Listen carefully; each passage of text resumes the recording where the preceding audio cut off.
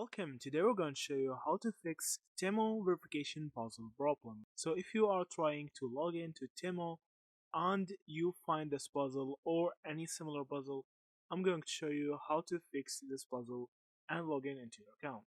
Each puzzle will have some similarity. All you need to do is to rearrange the pieces to get a normal shape. So if we rearrange this piece, I'll see from here and put it on the middle, everything will be right. As see, you will have a triangle on the left and you will have a triangle on the right and a cube, and everything will be right. And you need to click on the orange button or submit button, I'll see here. Also, if you don't like this puzzle and you want to change it, you can click on this one and it will give you another puzzle. All you need to do is to rearrange it again and fix the puzzle and hit on submit.